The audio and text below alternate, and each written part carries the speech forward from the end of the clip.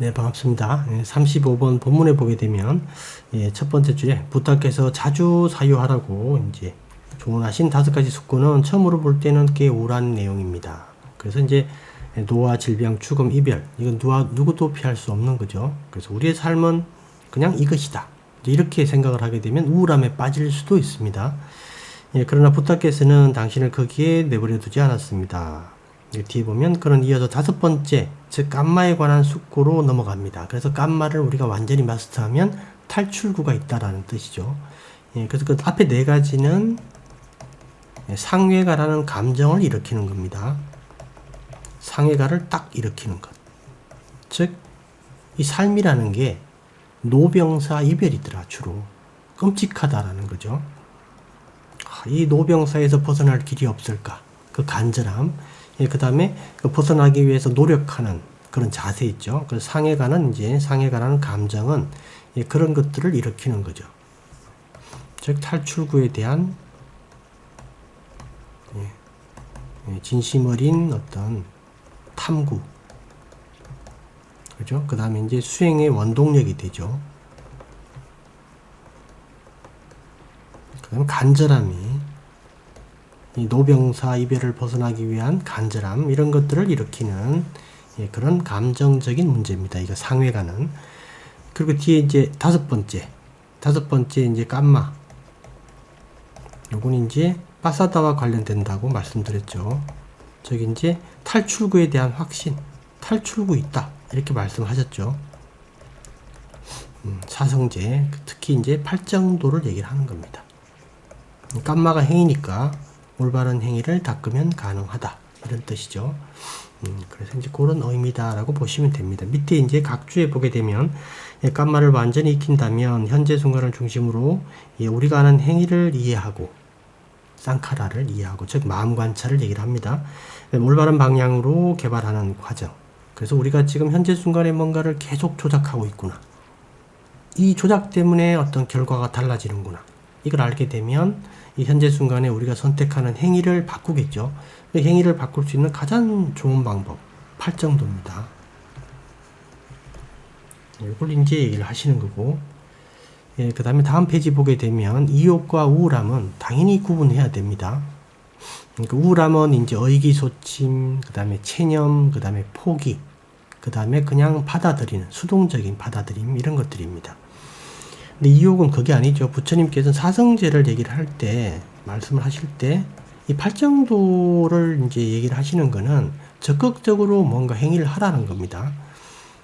그리고 뒤에 보면, 어떤 사람들은 붓다의 가르침은 늙음, 질병, 죽음, 무상함, 괴로움, 무아로 끝난다라고 생각합니다.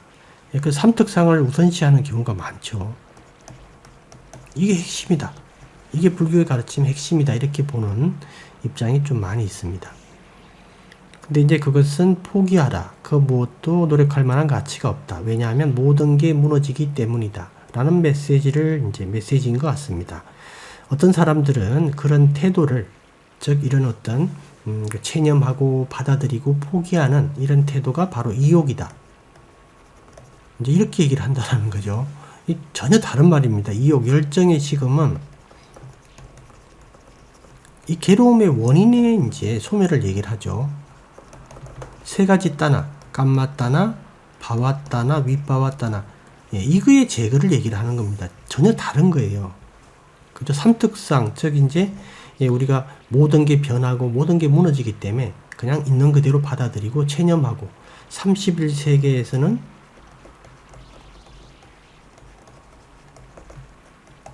행복을 구할 수 없다.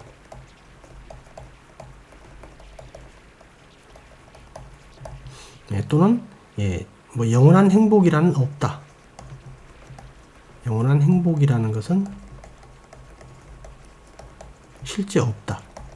이걸 깊이 깨우치면 이게 니빠나다. 이렇게 얘기를 한다라는 거예요. 이렇게. 근데 이게 이제 되게 맞는 말 같이 보이는데 이게 살짝 틀린 말입니다. 보게 되면 31세계에서 행복을 구할 수 없다. 31세계 어떤 것도 만족을 주질 않는다. 또는 뭐 영원한 행복이라는 건 없다. 아예. 진정한 행복이라는 건 없다라는 걸 깨닫는 게 밑반하다 이렇게 얘기를 하는 경우도 있습니다. 이건 아주 약간 잘못된 표현이에요. 실제 어떻게 표현해야 되냐면 온에서 행복을 구할 수 없다 이렇게 표현해야 돼요. 우리의 몸과 마음을 통해서 또는 행복을 구할 수 없다. 즉 몸과 마음을 만들어내는 깜마가 있는 한, 깜마가 몸과 마음을 만들어낸다 그랬죠. 이 깜마가 있는 한은 우리가 진정한 행복을 얻을 수 없다 이렇게 표현을 해야 돼요. 비슷한 말 같은데 다른 겁니다. 그래서 이제 그 뒷줄친 부분에 보게 되면 당신은 행복을 기대했지만 그런 행복은 어디에도 없다라는 것을 깨닫고 행복을 포기하는 셈입니다. 이렇게 얘기를 한다라는 거죠. 이렇게. 그런 태도는 마음을 심각한 우울함에 빠뜨릴 것이다. 그죠? 그 다음에 이제 밑에 줄에 보게 되면, 그러나 부탁께서는 당신을 거기에 내버려 두지 않았습니다. 거기에서 벗어날 탈출구가 있습니다. 이렇게 돼 있고, 그 다음 제일 밑에 줄친 부분에 보게 되면, 괴로움이 있고 없고의 차이는 전부 마음이 현재 순간에 어떤 활동을 하느냐, 어떤 행위를 하느냐에 좌우된다 이 뜻이죠. 그런 의미고요. 그 다음 592페이지 쪽에 보게 되면 줄친 부분 위주로 보면 됩니다. 당신의 경험을 형성하기 위해 당신이 무엇을 하고 있는지 찾아낸 다음, 즉 이제 현재 순간의 쌍카라를 보라 이 뜻이죠. 현재 순간 쌍카라, 즉 현재 순간의 마음 작용을 보라 이 뜻입니다. 이걸 본 다음에 이것 때문에 내가 행복해지고 불행해지고 슬퍼지고 비통해지는구나. 이걸 알게 되겠죠. 그러면 내가 이걸 바꿔야 되겠구나. 그죠? 이렇게 될 겁니다. 그런 얘기를 하고 있는 거고요. 그 다음 제일 밑에 줄친 부분에 보게 되면 마음을 살피는 가장 좋은 방법은 마음이 지금 현재 순간에 뭔가 조작을 하고 있죠. 조작하고 있는 작업 공간인 현재 순간을 이해하는 것이다. 그래서 이제 우리가 이제 그 호흡 관찰이든 자세 관찰이든 현재 순간의 호흡, 현재 순간의 자세를 관찰하려고 합니다. 그 다음 593페이지에 보게 되면 마음 바로 곁에 있고 호흡은 현재 순간에 머물 수 있는 다치기 때문입니다. 이렇게 돼 있고 그 밑에 내용들은 한번 보시면 됩니다. 그 다음에 그 두 번째 패러그래프에 보게 되면 줄친 부분에 목욕업 종사자 또는 그 견섭생, 그 당시에 했던 것처럼 부처님 이제 제세시에 그 물에 비누 가루를 섞어서 비누 반죽을 만드는 모습을 상상해 보십시오. 이제 그 비누 가루가 이렇게 있고 거기다 물을 이렇게 이제 조금씩 부어 가지고 이게 잘 흡수돼야 되겠죠. 그 뒤에 보면 그래서 잘 신경을 써야 됩니다. 그래서 물이 스며들지 않은 채 남아있는 비누 가루가 없도록 하고, 또 물을 너무 많이 넣어가지고 물이 툭툭 떨어져도 안 되겠죠. 적당하게 적절하게 잘 해야 됩니다. 배합을. 그 내용을 얘기를 하는데, 이건 이제 그 선정에 대한 표현이에요. 그 밑에 각주 400번에 보게 되면 선정에 대한 비유이다. 즉 능숙한 목욕업자가 물기가 비누가루에 적절하게 그리고 빠짐없이 흠뻑 스며들게 하는 것처럼 탐욕과 성냄을 떨쳐버린, 즉 탐욕과 성냄을 이제 일시적이죠. 일시적으로 떨쳐버린 비구는 즐거움과 행복을 온몸에 흠뻑 스며들게 하고 몸 구석구석까지 가득 채운다. 그죠? 그래서 우리가 계속 얘기하지만 온몸을 대상으로 해야 된다. 이게 이제 선정에 대한 표현이거든요. 선정이라는 게 그런 의미다라는 뜻이에요. 즉 행복이나 즐거움을 몸 전체에 가득 채운다. 또는 편안한 호흡 에너지를 몸 전체에 가득 채운다. 같은 맥락이에요. 그게 이제 경전상 선정에 대한 표현입니다. 선정에 대한 표현이 이제 두 가지 정도밖에 없는데 이게 대표적인 표현이죠. 이게 가루에 이렇게 물이 스며드는 그런 표현을 합니다. 그래서 이제 흠뻑 스며들게 되듯이 즐거움이나 행복이나 호흡 에너지가 몸 전체에 편안한 호흡 에너지가 가득 차게, 그죠? 가득 차게 하는 것. 그래서 이제 마음의 먹이가 이렇게 만들어지는 것. 그래서 마음을 관찰할 수 있는 여건이 조성되는 것. 이렇게 이제 진행이 됩니다. 그 다음에 594페이지에 보게 되면, 거기 빨간 줄 부분에 보게 되면, 거기 우리의 내면의 행복을 유지하기를 원한다면, 몇몇 오래된 습관들을 극복해야 됩니다. 우리가 이런 것들을 잘 기억해 두셔야 돼요. 이게 너무나 평범한 말이기 때문에 이런 것들을 우리가 등한시하는데 이게 중요한 거예요. 즉 이제 우리가 수행을 할 때 그 잘못된 그 과거의 습관들을 고치지 않으면 수행이 안 된다, 이렇게 그런 의미로 받아들이셔야 됩니다. 그러니까 과거에 이제 있는, 기존에 있는, 지금 현재도 가지고 있는 나쁜 습관들이 있죠. 이렇게 자기가 봤을 때 그것들을 우리가 어떤 방식으로 여러 가지 사유를 해야 됩니다. 사유를 해서 그거를 우리가 좀 100% 뿌리를 뽑지는 못해도 상당히 많이 줄이고 컨트롤을 할 수 있어야 돼요. 이 습관들에 대해서.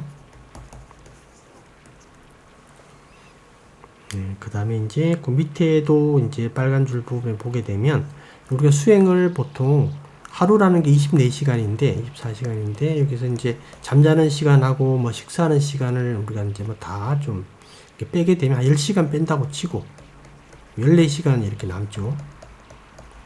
그럼 14시간 중에 이제 내가 만약에 호흡 관찰이나 이제 자세 관찰 수행을 본격적으로 하는 게 한 2시간 정도 된다. 하루에. 그러면 12시간이 남습니다.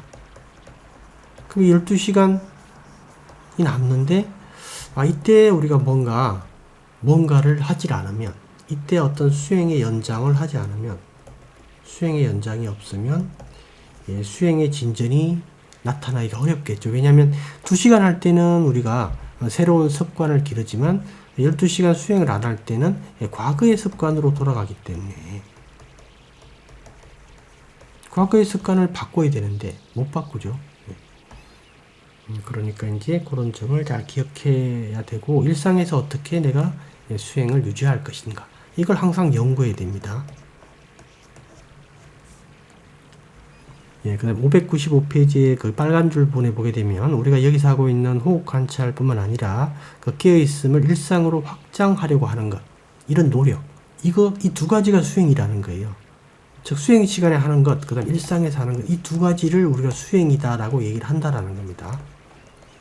이게 수행이다. 우리는 보통 자선이나 또는 경행이나 또는 뭐 자세 관찰을 할 때 그 어떤 시간을 정해놓고 할 때 그게 수행이다라고 생각하지만, 지금 타니자로 스님께서는 수행 시간에 하는 것, 일상에서 하는 것, 이 두 가지를 수행으로 보는 겁니다. 네.